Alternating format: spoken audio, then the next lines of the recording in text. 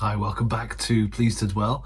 We've come to the 17th chapter, 17th day of the month, if we're following through in December, the birth of the baby. So Luke chapter 2.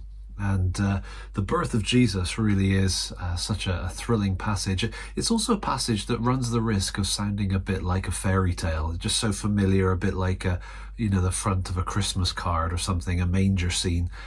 But actually, Luke really wants to underline that this historically happened. He gives us a couple of witnesses at the start of the chapter, some historic figures that date this specific event.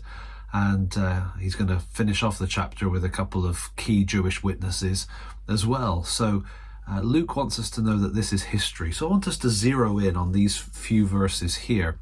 I know I said we're going to look at the shepherds in the last video. I got ahead of myself.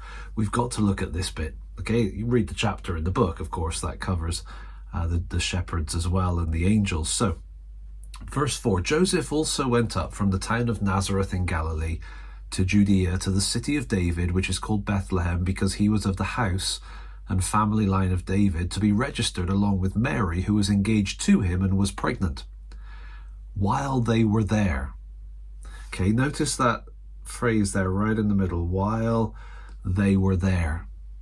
We often think of Christmas being this sort of panic, right? That Joseph's arriving, Mary's on the donkey, sort of having contractions and transitioning into pushing phase of labor or something, and Joseph is pounding on every door in the village. That's not the impression that you would get if you just looked at the passage. They went to Bethlehem. They stayed there while they were there. The time came for her to give birth. Okay, sorry to spoil your Christmas. I don't think it was a panic arrival. Then she gave birth to her firstborn son, and she wrapped him tightly in cloth and laid him in a manger because there was no guest room available for them. Now you see what happens is that the traditional story kind of piles details upon details to reinforce assumptions that we have. Since we assume that they've arrived late and therefore because there's no guest room available they've ended up in a stable, and you wouldn't stay in a stable for weeks, would you? It's sort of a circular reasoning. Let's look at this little detail here. There's no guest room available for them. Now there is a word that they could have used, that Luke could have used, in fact that Luke does use in Luke chapter 10 when he's talking about a sort of traveller's lodge, a motel. That's in the story of the Good Samaritan, but that's not the word that he uses here. Here he uses the same word as we find in Luke 22 when Jesus says to his disciples, or the two that he sends, "Listen," he said to them, "when you've entered the city, a man carrying a water jug will meet you. Follow him into the house he enters. Tell the owner of the house, the teacher asks, 'Where is the guest room where I can eat the Passover with my disciples?' Then he will show you a large furnished room upstairs. Make the preparations there." This is the same word, and the idea here is that the guest room is a room that is part of the house. In Jerusalem, it would be upstairs.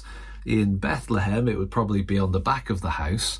And the problem was that the guest room was taken. And so where would Mary and Joseph have been staying? Probably in the living room with some extended family member or some connection that they had there. But what about the manger?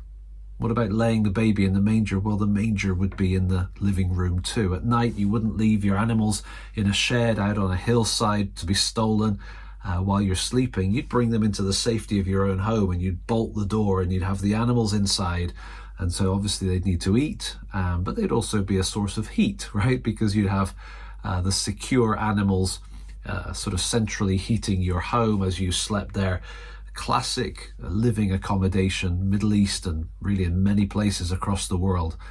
Okay, so maybe we need to kind of revisit our view of the first Christmas and the birth of Christ and just look at the clues in the text and not sort of read into it things that it doesn't say. While they were there, the time came for her to give birth. She gave birth and the child was laid in the manger. A little quote from the book. Perhaps Joseph, the men and the animals were shunted outside as the women of the village helped young Mary give birth to her precious baby.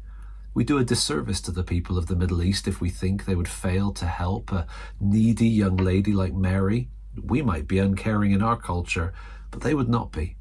A Middle Eastern village would have taken care of a pregnant total stranger and certainly would have cared for a member of the extended local family. This isn't a panic birth in a dodgy stable round the back somewhere.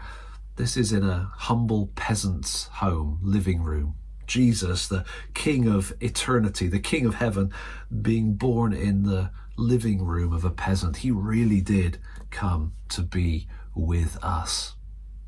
Hope you enjoyed that, and see you tomorrow for the final video in the book of Luke, okay, in the section that we're looking at in Luke. After that, we've got 6 more still to come as we head towards Christmas. Thanks so much for watching.